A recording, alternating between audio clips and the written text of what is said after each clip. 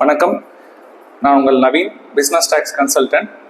இன்னைக்கு இந்த வீடியோவில் நம்ம பார்க்க போகிற டாபிக் வந்து பார்த்தீங்கன்னா செக்ஷன் 194 IA. என்ன செக்ஷன் இது? இது வந்து ஒரு டிடிஎஸ்க்கான செக்ஷன். இந்த செக்ஷன் எதை பற்றி வந்து பேசுதுன்னு பார்த்தீங்கன்னா, ஒரு ப்ராப்பர்ட்டி டிரான்சாக்ஷன்ஸை நம்ம பண்ணுறப்ப, நீங்கள் ஒரு பையராக போய்ட்டு ஒரு ப்ராப்பர்ட்டி பர்ச்சேஸ் பண்ணுறீங்க அப்படின்னா, ஸோ 1% வந்து டிடிஎஸ் டிடக்ட் பண்ணணும். ஸோ இதை பற்றி தான் நம்ம இந்த வீடியோவில் வந்து ரொம்ப டீட்டெயில்டாக பார்க்க போகிறோம். ஒரு சின்ன வீடியோ, பட் ரொம்ப இன்ஃபர்மேட்டிவாகவும் யூஸ்ஃபுல்லாகவும் இருக்கும். மறக்காமல் வந்து ஃபுல் வீடியோவும் பாருங்கள். செக்ஷன் 194 IA அப்படிங்கிறது டிடிஎஸ்ல ஒரு செக்ஷன் இருக்குது. ஸோ இந்த செக்ஷன் என்ன சொல்றாங்க அப்படின்னா, நீங்க ஒருத்தர்கிட்ட ஒரு கட்டின வீடையோ இல்லை ஒரு லேண்டோ இல்லை கட்டி முடிக்கப்படாத ஒரு சொத்தையோ நீங்க போயிட்டு வாங்க ட்ரை பண்றீங்க. வாங்குற நீங்க இந்தியன் சிட்டிசன், விற்கிறவரும் இந்தியன் சிட்டிசனாக இருந்தார் அப்படின்னா 1% டிடிஎஸ் வந்து நீங்கள் டிடக்ட் பண்ணணும் உங்களோட சேல் வேல்யூவுக்கு. ஸோ இதுக்கு ஏதாவது லிமிடேஷன்ஸ் இருக்கான்னா, இதுக்கு லிமிடேஷன்ஸ் உண்டு. 50 lakhsக்கு மேலே ப்ராப்பர்ட்டியோட சேல் வேல்யூ இருந்தது அப்படின்னா 1% டிடிஎஸ் டிடக்ட் பண்ணணும். இங்கேயும் ஒரு சின்ன கண்டிஷன் கொடுக்குறாங்க. என்னன்னு பார்த்தீங்கன்னா, ப்ராப்பர்ட்டி வேல்யூ அப்படின்னா நீங்கள் என்ன மார்க்கெட் வேல்யூ பேசியிருக்கீங்க, ஸ்டாம்ப் டியூட்டி வேல்யூ என்ன, இதில் எந்த வேல்யூ வந்து ஹையஸ்ட் வேல்யூவாக இருக்கோ அந்த வேல்யூக்கு தான் நீங்கள் 1% டிடிஎஸ் டிடக்ட் பண்ணணும். ஸோ இதை டிடக்ட் பண்ணுற பொறுப்பு யார்கிட்ட இருக்குன்னு பார்த்தீங்கன்னா, பையர் ஆஃப் தி ப்ராப்பர்ட்டி தான் இந்த டிடிஎஸை டிடக்ட் பண்ணுறதுக்கான பொறுப்பை எடுத்துக்கணும். செல்லருக்கு இதில் எந்த விதமான ரெஸ்பான்சிபிலிட்டியும் கிடையாது. இதில் பையர் வந்து நான் பிடிக்காம விட்டுட்டா என்ன ஆகும் அப்படின்னு ஒரு கொஷின் வரும். பிடிக்காம விட்டுட்டா ஃபியூச்சரில் வந்து இன்கம் டேக்ஸில் தான் நமக்கு நோட்டீஸ் வரும். நீங்கள் இந்த மாதிரி ஒரு ப்ராப்பர்ட்டி டிரான்சாக்ஷன்ஸ் பண்ணியிருக்கீங்க, இதுக்கு ஏன் நீங்கள் டிடிஎஸ் பிடிக்காம விட்டீங்க அப்படின்னு சொல்லி. ஸோ அதுக்கான பெனால்ட்டியும் இன்ட்ரெஸ்ட்டும் நீங்கள் தான் பேர் பண்ணுற மாதிரி இருக்கும்.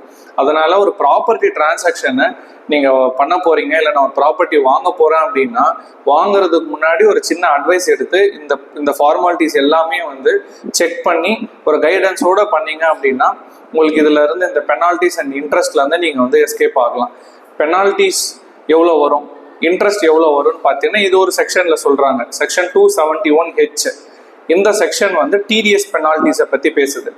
ஸோ இங்கே நீங்கள் இந்த டிடிஎஸ் பிடிக்கணும் இல்லையா? சரி, தோராயமாக ஒரு 65 லட்ச ரூபா ஒரு ப்ராப்பர்ட்டி வச்சுக்கோங்க. 65 லட்ச ரூபாய்க்கு 1% பிடிக்கணும். இந்த 1% நீங்கள் பிடிக்கவே இல்லை அப்படின்னா ஒரு மாதத்துக்கு 1% வட்டி வந்து நீங்கள் பெனால்ட்டியாக பே பண்ணுற மாதிரி இருக்கும். இது ஒன்று. ரெண்டாவது, நீங்கள் டிடிஎஸை பிடிச்சிட்டீங்க ஆனால் கவர்மெண்ட் அக்கௌண்ட்டுக்கு கட்டவே இல்லை, கட்டாமல் விட்டுட்டீங்க. இந்த மாதிரி வரப்ப 1.5% வட்டியை வந்து நீங்கள் பே பண்ணுவீங்க.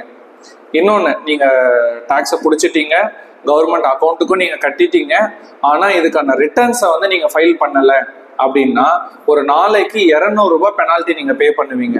ஸோ இந்த ரிட்டர்ன்ஸ்னால் இதுக்கு தான் நான் தனியாக வந்து நம்பர் எதாவது எடுக்கணுமா, பேன் நம்பர் மாதிரி வேறு எதாவது டேன் நம்பர் எடுக்கணுமா அப்படின்னா டேன் நம்பர்லாம் எதுவுமே தேவையில்லை.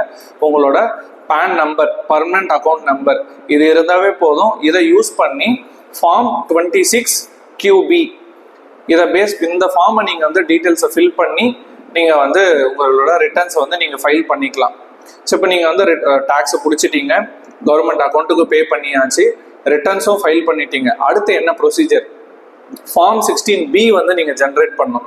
ஒரு பையராக ஒரு செல்லருக்கு நீங்கள் பிடிச்ச டேக்ஸ் அமௌண்ட்டை கட்டி ரிட்டர்ன்ஸ் ஃபைல் பண்ணதுக்கப்புறம் ஒரு வாரத்தில் ஃபார்ம் 16B ரெடியாக இருக்கும். இதை நம்ம ட்ரேசஸ் அப்படின்னு ஒரு போர்ட்டல் இருக்குது. இந்த போர்ட்டலில் உங்கள் பேன் நம்பரை பேஸ் பண்ணி ரிஜிஸ்ட்ரேஷன் பண்ணணும். ஸோ இந்த ரிஜிஸ்ட்ரேஷனை பண்ணதுக்கப்புறமா லாகின் பண்ணி நீங்கள் வந்து உங்களோட ஃபார்ம் 16Bக்கு ரிக்வஸ்ட் கொடுத்தீங்கன்னா 24 ஹவர்ஸில் ரிக்வஸ்ட் வந்து அக்செப்ட் பண்ணி ஃபார்ம் 16B ஜென்ரேட் ஆகிருக்கும். அதை நீங்கள் டவுன்லோட் பண்ணி ஒரு காப்பி எடுத்து சைன் பண்ணி உங்களோட செல்லருக்கு கொடுக்கணும். இதுதான் இந்த டிடிஎஸ் ஆன் ப்ராப்பர்ட்டி டிரான்சாக்ஷன்ஸ் அதோட மொத்த ப்ராசஸ். ஸோ இதில் உங்களுக்கு ஏதாவது டவுட்ஸ், கிளாரிஃபிகேஷன்ஸ் இருந்ததுன்னா உங்களோட டவுட்ஸை கமெண்ட் செக்ஷனில் போடுங்க. நான் கண்டிப்பாக அதுக்கு என்னோட ரிப்ளையை நான் கொடுக்குறேன். நன்றி, வணக்கம்.